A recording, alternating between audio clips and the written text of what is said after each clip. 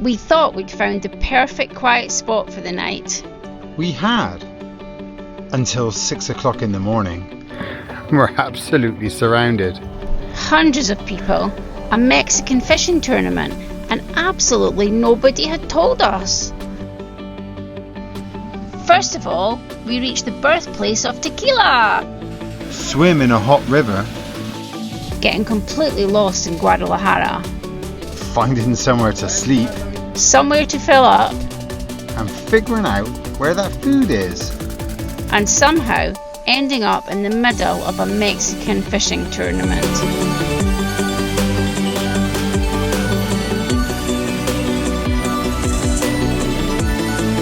This is what full-time motorhome life in Mexico actually looks like. Our reality. All of it. So this week we're in the state of Jalisco in western Mexico, and if that name rings a bell, it should. That's because it's where tequila comes from. Yay! You know when you're getting close to tequila, when there's agave plants even on the side of the road. And we've just gone through a sign saying it's a UNESCO Heritage Site, which Eileen informs me it's all to do with the tequila growing region. The agave fields. The agave fields? Yeah. I don't think the Beatles sang about that. I think the Beatles did strawberry fields. But this is agave fields forever. Now, we don't usually stay on campsites very often. Walter's our home, and we're pretty comfortable just finding a quiet spot wherever the road takes us. But occasionally, you find a campsite that we need. This one was on a working agave farm in Tequila, and it came with something we desperately needed. A washing machine. Van life reality. Yeah. Oh, and an outdoor shower. Martin's really excited about that. I am excited about a shower. It's the first thing you do when you stay on a campsite with a washing machine. You grab it before anybody else does.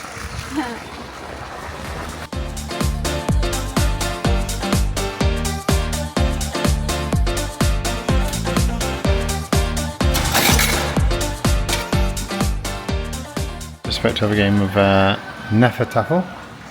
We've got 2 spectators just coming in for a look. Got the washing out on the line. But the real reason this place was special was this.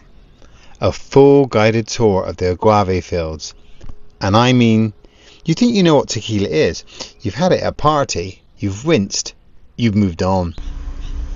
The agave plants themselves were extraordinary. They take between 7 and 10 years to mature before they can even be harvested. Once the plants are harvested, they cut out the heart of it, which is called the pina, and that's what gets cooked and fermented to make the tequila. Jose was a really interesting guy, and this farm's been in his family for 10 generations. It was really great to see the process from start to finish, and Jose gave us a whole tour of the distillery also. Jose only employs 12 people to do the whole processing, the harvesting, the distillery, well, and 1 chicken as well. Now obviously we had to try some. Obviously. For research purposes. Entirely for research. The research was very good. I can't feel my lips. We're going to both take a taste at the same time. Feeling suitably educated and possibly slightly tequila'd, the next day we headed into the town itself. Now, we want to be honest with you here, because that's kind of the whole point of the channel. The town of Tequila is not really our thing. And there are some beautiful parts. We did manage to find some quiet spots, take some good pictures. But it's busy and very, very set up for tourists. Which makes complete sense. It's one of Mexico's most famous destinations after all. But if you spent the last 4 years travelling through 26 countries and looking for the real, unvarnished version of places... Streets full of identical tequila souvenir shops, a little bit hard to love. We had a good walk around and we appreciated what it was. And then we pointed Walter to the forest. Right, So this is the part that travel programs never really show you. Yeah, because every single day we need to find somewhere to sleep.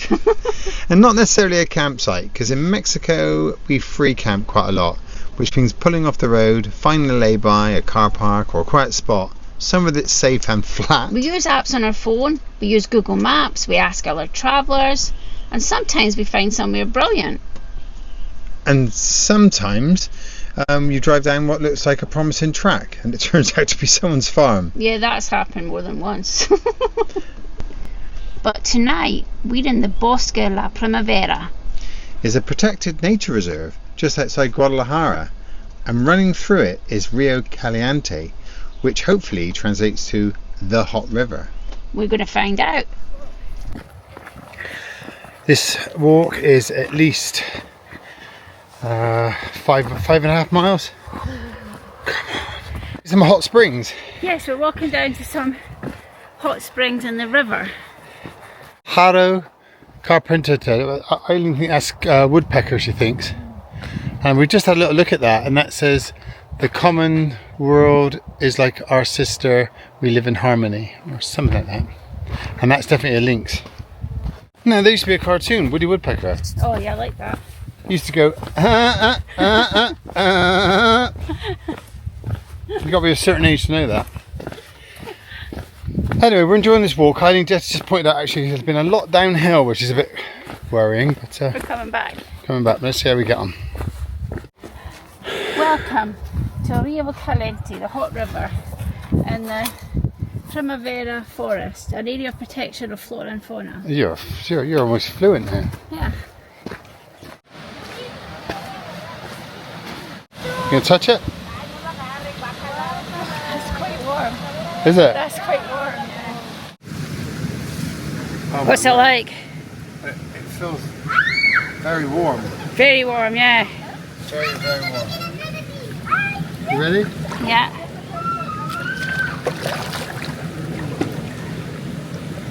Here we go. Oh, it's very warm. Is it? They're meant to be medicinal. Yeah, I feel much younger. It's like it must be like an infinity pool. I feel about 60 years old. Well done, lover. The thing is, they're hot springs in a hot climate. Yeah. So it's kind of a bit strange, but it's still lovely. When you come out, you get a bit colder, which is nice when you come out. But these rivers are hot because this area is all volcanic, so it's fed from the volcano. Sort of place to come, I think. You know, it wasn't a bad walk, and yeah, it was I an recommend easy it. walk down. It was nice. It was not very busy because we're here on a Tuesday. Imagine what this place was like. Oh, Yesterday, Monday was a holiday, and then the weekends, I think this would have been chock-a-block. So top tip, come during the week, I think. If you can. Primavera Forest. Three nights, 4 days. It's been a wonderful little stop, and it's about half an hour from Guadalajara, but it's right in the middle of a forest. It's been really quiet. So one of the realities of living in a motorhome full time is water. Water. Yeah, in the house you just turn on the tap, but in water we have a tank, and the tank runs out. Well, actually ours was about 100 litres, which sounds like a lot until you're doing the dishes, having a shower, making tea, and suddenly we need to fill up again. In Mexico, hardly anybody drinks from the tap, so when we want to fill up Walter's tank, we have to go to a shop, an aqua purificada shop, and buy water. So yeah, this is what we've got used to in Mexico. It's just like when we need water. So we come to a place like this, which fills up. But if they haven't got a hose, and we can't put a hose from the store into the camper, into Walter, I've got this container, and this container I can ask them to fill up, and then I can siphon it off. They're quite heavy when it's full, so I don't want to go spilling it all in the van, but it's quite a neat way of doing it.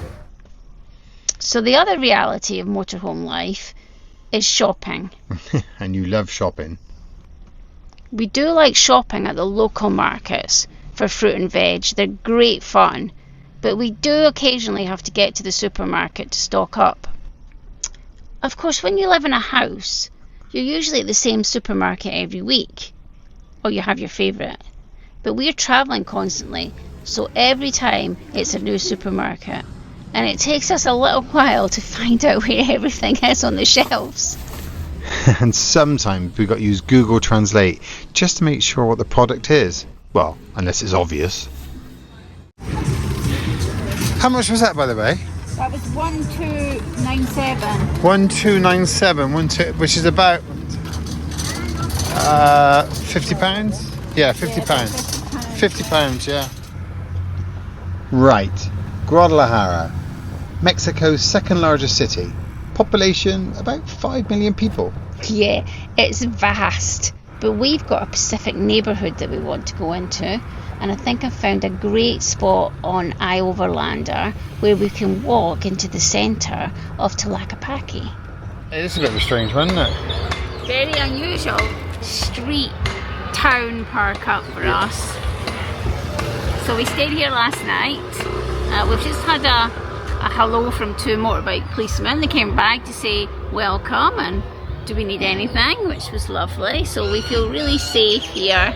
We're going to go and walk into the centre of Tlaquepaque because it's an old potter's town and there's meant to be lots of crafts and things like that. Yeah. And a nice place to eat, although we've got lots of food to eat, but I think we can get a drink.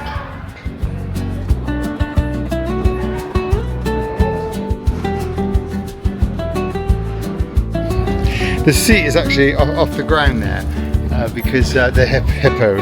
Who's your mate? Hungry Hippo.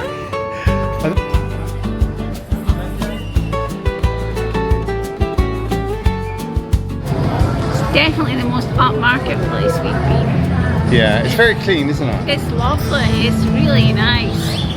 But the shops, as you say, the shops are very clean and well presented, and a lot of really good quality stuff like artisans. Yeah. And then there is sort of these touristy kiosks as well, but it looks really nice.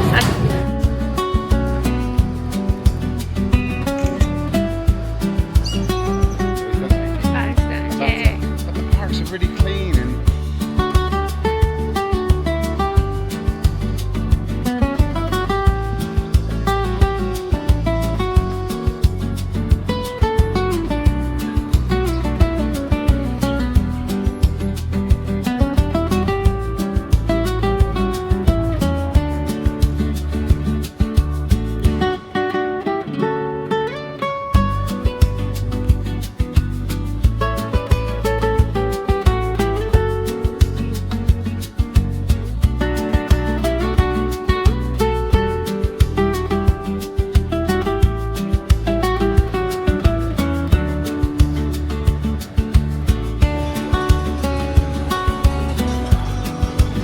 next stop. Where? It's faster than you anyway. Goes faster than Walter. Yeah. Eh? Once you're going downhill, you're not pedalling. The pedals won't work. I think you got a flat tire when you sat on there. When you sat down, the tires went flat. That's horrible. That's not a very nice thing to say, is it?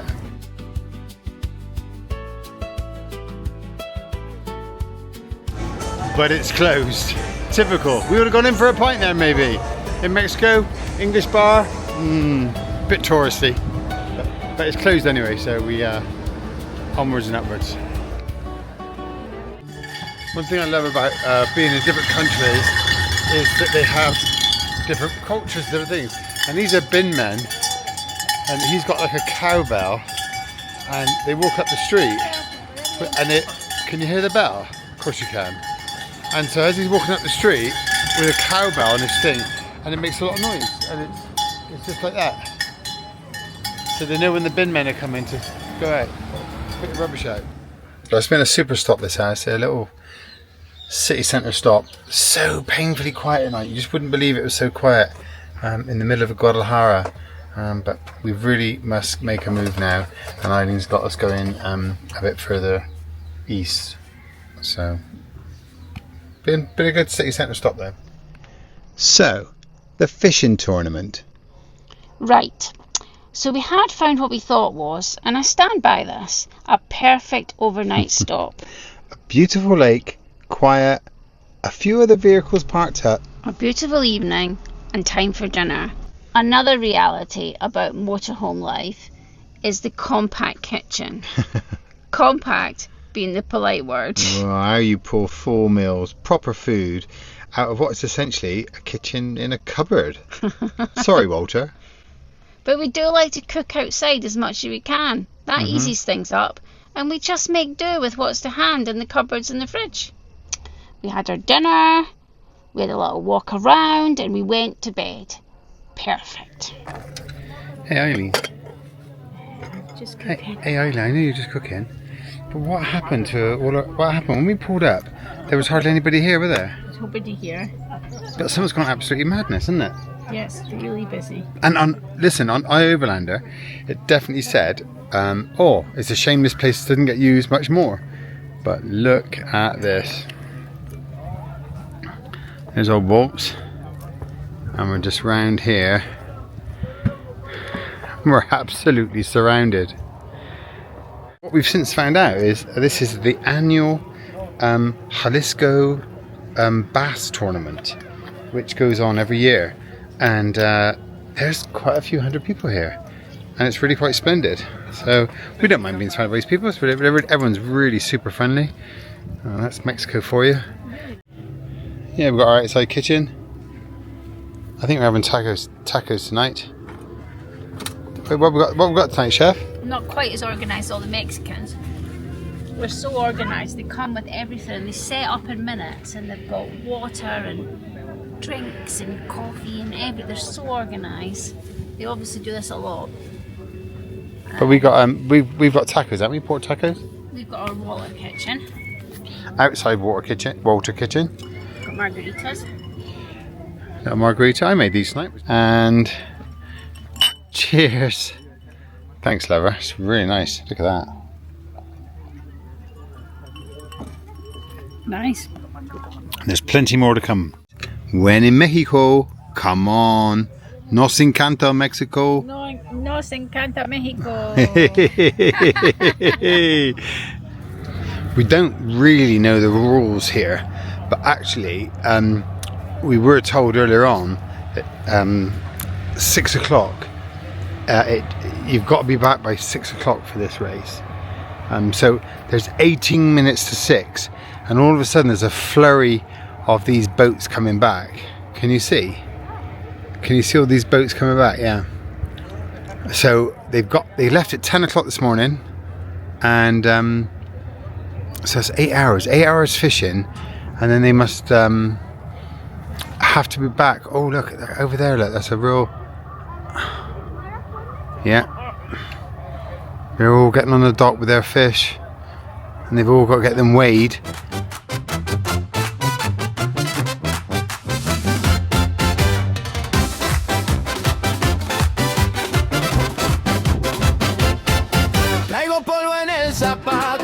He's a man. He's so kind. He's getting some of these. Gives us confidence and tequila. Brilliant chaos. Completely unplanned, completely spontaneous, and that, in a nutshell, is what full-time motorhome life in Mexico is actually like. You plan something, and then real life just happens. And real life, it turns out, is usually better than the plan. If you think accidentally gate crashing a Mexican fishing tournament is the sort of thing that should happen to more people, leave us a comment and let us know. Next week, we're heading deeper into Mexico. And we've got something really exciting to share with you. We have a lot of fun. So make sure you're subscribed and you don't miss it. If you've enjoyed this one, please give it a thumbs up. It generally helps more people find the channel. And if you've got any questions about the motorhome life in Mexico, costs, safety, how it all works, drop them in the comments. We read every single one. Okay. Thanks for watching. Thanks for watching. Bye. Bye.